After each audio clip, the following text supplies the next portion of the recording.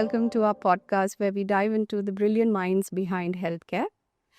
I'm your host, Dr. Sneha, and today we'll be stepping into the world of one of the leading voices behind neurootology. Joining me is someone who wears many hats, Dr. Neha Srivastava, and she is a distinguished neurootologist, an ENT specialist. She is also the powerhouse behind American Institute of Balance India and also the founder of RTKL Diagnostics and Polyclinic. Welcome, Dr. Neha. Hello, Dr. Sneha. Hello. So, as I mentioned before, you wear many hats. You are a distinguished ENT specialist, you're a visionary leader, you are also a healthcare entrepreneur, right? So, I'm sure that this has been quite a journey for you. So, and every journey starts from somewhere, right? Yeah. So, let's talk about you and the person behind all these inspiring roles. How about that? So basically, the day I was born, I was told that you have to become a doctor. So my mother always wanted to be a doctor, Mrs. Neelam Prasad, who's been the most inspirational person in my entire journey and the most supportive person also. So like the movie Three Idiots, where he was told that तुझे तो engineer ही बनना है. Like that, even I was told कि नेहा तुझे तो doctor ही बनना है. That is really wonderful. I'm sure that our parents have a very big say when it comes to our careers. So, but still, like your mom said that you should become a doctor, so you carried forward her wishes. But what would you say would be the defining moment where you thought I want to be an ENT specialist, or where the specialization came into? So basically, when I was doing my MBBS days, that is a time when we get this 19 subjects in front of us as to what we have to pick up. Right. So during that phases, there were two favorite subjects of mine. One was medicine and surgery, which was gross. And as you're also aware that they have distinguishing branches, Yes. subspecialties. So in India, it's highly competitive when you go for the post-graduation. You don't know basically what you can pick up based on the entrance exams you have. So based on that, there were some of the things which were in my mind. So starting with the becoming a neurosurgeon or a cardiac surgeon, or having the options of keeping an ENT as a subject as an open. So there were many options which I had shortlisted, at that point of time. Of course, it was always that I wanted to be in front of the patient, not behind the patient. I never wanted to be the connecting bridge. The non. I wanted to be always the clinician, the one who can be amongst the patients, and because you learn the best with them, that is the thing. So there were some options you have to keep open when you take up your post graduations and all. So in that journey, there were 5 subjects, as I mentioned. One was neuro, one was coming from the cardiac, ENTS, because in third year MBBS, I turned out to be a distinction holder in that subject. So there were some subjects which was just coming my way only. So I went that way in that scenario. And ultimately, when I landed up in all the colleges, it was ENT only which was coming to me. So I think I was chosen to be an ENT specialist rather than it being my choice, Right. I would take it like that. So the specialization chose you. the specialization chose me. That's nice. That's nice. So, what would you say? Like, I'm sure, like, you have, like you mentioned, you have so many, fields in front of us, and it's really hard to pick and choose. And everybody wants to be a surgeon or a glorified clinician and everything, right? But, and I'm sure all these obstacles, there would have been many obstacles and challenges. But what would you say that, was the biggest challenge or obstacle that, came in your way through this journey to becoming an ENT specialist? See, it's the choices, It was a choice that you had to make. Either you take the subject or leave the subject. The best was to whatever you have in your hands. So at that time, I took ENT straight up. Rather than thinking of any other or giving a re-examination again, I went ahead with doing my MS in ENT. Got it. And as I mentioned, some things are chosen. So now I think around the younger Neha, maybe 13 years back, was more desperate to be a postgraduate doctor, considering that we are in this Yeah. competitive medical Yeah. profession, and girls, always it is good that whatever you pick it as early as possible because there are longer durations and the education time is very high. Yeah. So based on that, that was the right choice. I think I had made at that time. And today, when I look back, I think it was the best choice I could have ever made in my life. Got it. So you did not overthink much. No, because then as I sit today on the position where I am, I feel it was always the right thing that I did. Got it. So, let's move on to what like you became an ENT specialist, and definitely, after a point you would have thought, like, you want to do something regarding this in this field. You want to help, you want to reach out. So what were the gaps that you wanted to fill in this field particularly? So there are some gaps which is subjective and objective. So some gaps were mine. So since I was very good in my all 19 subjects. I wanted to do something more than ENT. What happens is ENT has certain restrictions on medication, and it has also some restrictions over the surgery part. Even when you pick up ENT as the entire module, if you see ENT is gross, it's not that gross. Even you further divide it into otology, rhinology, laryngology. Yeah. So I at certain point felt that I'm more good towards the ear, Yeah. like that. Or even though the mucosal epitheliums and all are the same, but I felt that I'm good more towards ears. And as then I went early, I felt there was some restrictions also coming in that field. So what about the initial 5.5 years that I have done in my graduation? So culminating that two things, I wanted to have a bridge and something that fulfills my journey. Right. So there comes the fact that I became a neurootologist. Because becoming a neurootologist gives me 5 things. It makes me a good ENT. It makes me a good at neurology also. It makes me good at emergency medicines. Makes me good at psychiatry, and also makes me good as a counselor. So it helps All me on. It makes me feel complete. So that subject, being an ENT and vertigo specialist or a neurootologist makes me complete. Got When the entire knowledge gets used, whatever I've studied till date with my experiences. Secondly, the gap in the healthcare, as far as the patients are concerned. The lack of education, the lack of awareness, the lack of education when I talk is about the healthcare professionals. They don't understand there is something spectrum beyond that also. ENT is not only limited to surgery. There's something beyond that also. And in patient feel everything is, of course, for them, the first reach is always a general physician.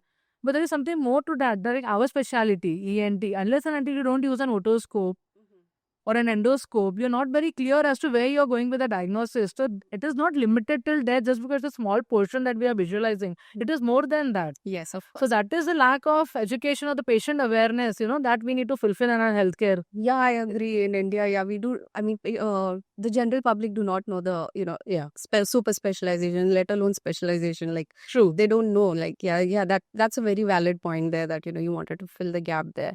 So, one personal question. Yeah.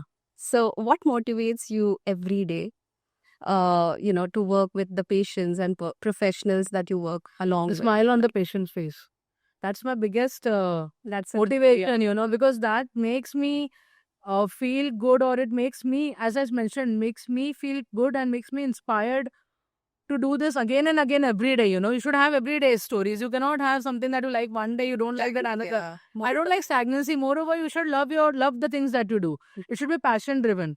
So for me, it was always becoming one of the best, and always in the patient's favor. That is something that I look up to. For me, my patient's happiness is more than anything.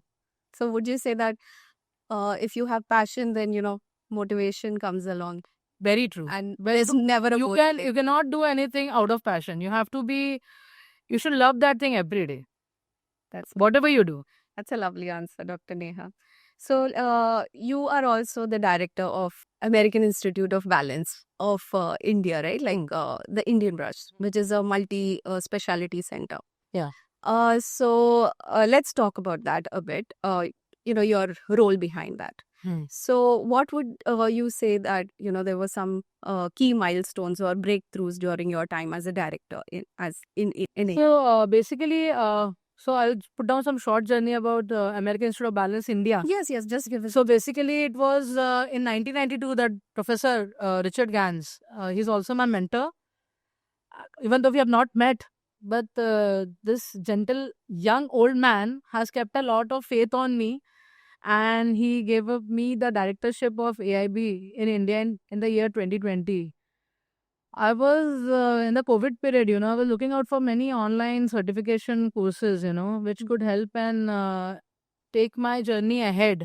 The more, because in ENT, when we practice in India, we have limited knowledge about the subject of vertigo. But as I mentioned, Vertigo was bridging me on all the points, and it was bridging me all the specialities, my entire things that I've gone through in my medical curriculum. So basically, it was helping me. So when I found out I went through the AIB courses, I was spellbound with the way they had their online courses. So basically, when I did it, then I felt the need that the India has this gap, where the healthcare professionals are not doing beyond the drug usage Yeah. of Vertigo. So basically, that helped me. And when I spoke to Dr. Gans about the need in India, that helped us to add AIB in India, and that is how it was launched in India.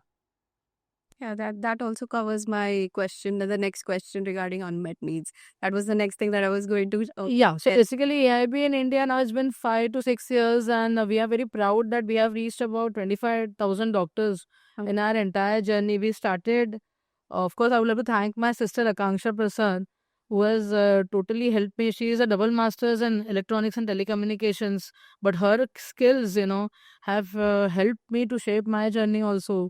Although she is too small, I mean, she's just 9 years younger to me, but both my siblings and my brother, even Aditya, who's 13 years younger to me, even he's an MBA Tech from Anima MS, where both of them has helped me to shape this journey, and they have helped me with their management skills also as to how to build up a brand, especially like AIB in India, which is a foreign brand representing in India.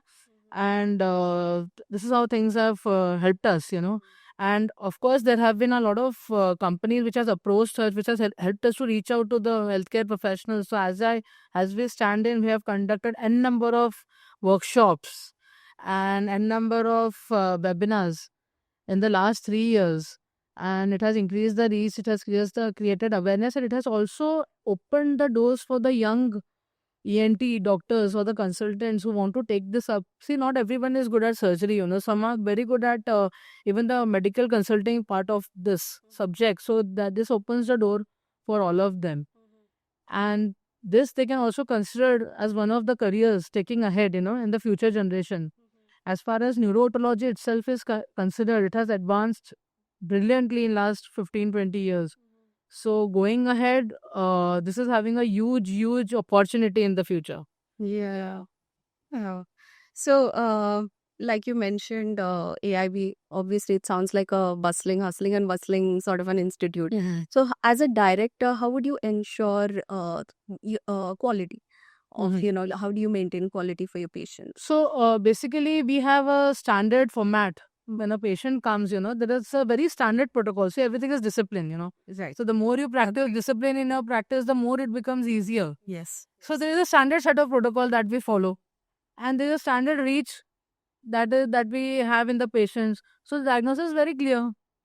We give them a lot of time. We give them about 45 minutes to 1 hour when I personally sit into all this. And for my history taking or my consultation. So a fixed format, a fixed pattern, and of course a customized treatment that has helped to maintain the standards of AIB in India. That's really lovely to hear, because usually the doctors are always in a hurry to see the next patient, and I can see that you said you give your time to patients, which actually builds in trust as well for the patients, right? That was a lovely way to look for it. And so the next question, like from the start of your career to being the director, what would you say your leadership style has evolved into? Like, do you see that?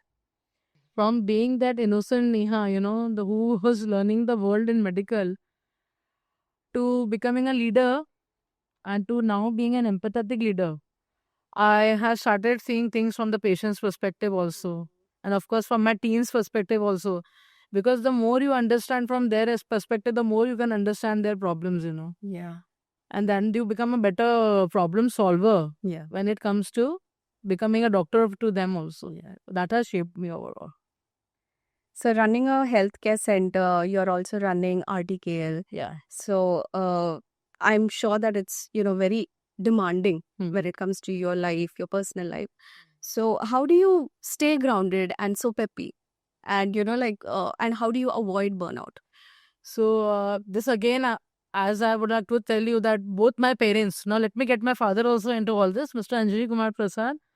So he's a major in a major MNC. He's a vice president for he's multi countries. From India, Arcroma. So basically, I learned from them. See, everything is hard work. I've seen my parents working till this age. I've never seen them sleeping in afternoon also to take a nap. And it is all because we are passionate, passion oriented, and that is what we have learned from my parents all these years. And this has been inspiring. Now, my mother, she has her own set of businesses. She has managed to have a family at the same time, manage her teammates also at the same time. Same goes with my dad. So this is something which is inbuilt in my genetics also. So of course there is switch of my characters when I'm in the well, as I get up in the morning. I'm an entrepreneur daughter. Then as I come to my AIB, I become a doctor, entirely a doctor who's solely responsible for all my actions or whatever decisions I take. Next comes the AIB director who has something to be, to teach the newer generations or to healthcare professionals. So basically, there has been switch, but I have also made peace with that over the period of time. And of course, let me tell you, I've also done my IIM. So I have also learned the management skills over the period of time. That's very dynamic, Dr. Neha. So, what would you say that having shuffling so many roles, what would you say would be the most important lesson that would be your takeaway from? Staying humble and grounded, and staying modest at the same time, and being truthful to yourself. Because you cannot manipulate. You have, because see, the truth is something, which will always stay with you forever. You did not have to change the answers. So whatever you're saying and whatever is the best out of the outcome or the best outreach to the patient, my teammates or my subordinates, that should, or my patient, it has to be reached very clearly. Clear message has to go. And that is very important. Yeah, the basics. Yeah. Stick to basics. Let's not complicate things. Yeah, very true, very true. So, this is a fun question. So, what have you learned about yourself, over the, through this journey that you did not expect yourself to? And I just explored a lot of potentials in myself, which I think, again, I would go back to my mom who saw this before, even I could not see myself. So that surprised you? Yeah, that surprised me because I never thought, that I always thought of myself becoming a doctor, working in a hospital when I was doing my undergraduate, just like we all see. But becoming a director, becoming an entrepreneur, taking bold decisions in the boardrooms, that has changed about me. And that is something which even I awe every day about myself.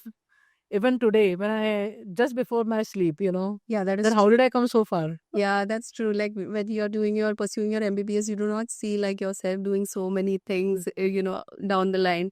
Well, that's interesting. So if you could go back and give your younger self a piece of advice, what would that be? Don't self-doubt. That's an important one. And be ready to be resilient. The never give up attitude is what going to help you forever. Yeah. So it is never give up, and great things take time. That's a good one. So looking ahead now, 10 years, what legacy do you hope to leave behind? I'm going to open the new doors for the newer generations and have them an open mindset about the medical curriculum, and let everyone fly and think big and take things ahead with passion. So thank you, Dr. Neha, for such an inspiring session. This conversation has been really inspiring for me because your personal journey, you have, it's not just your journey, but you have your family as well in this journey that you have been having since you decided to become a doctor. Since the time of my birth, actually. Since the time of your birth, yes. Your family plays a very important role, and which is really very heartwarming to see that, you're very close, you're a close-knit family, and, that's a good one. So thank you so much for such a very inspiring glimpse into your world. And from what I see is that from patient care to being a health care entrepreneur, you have like tried to bridge the gap between science and compassion, which is very lovely to see. Thank you, Dr. Sneha, for having me in your podcast and taking a glimpse and a dive into my journey from being an consultant, ENT specialist, and neurotologist, director AIB India, and director of Article Diagnostic. Thank you once again. Thank you so much, Dr. Neha. And thank you all for tuning in to a podcast with Dr. Neha. Until next time, stay healthy, stay curious.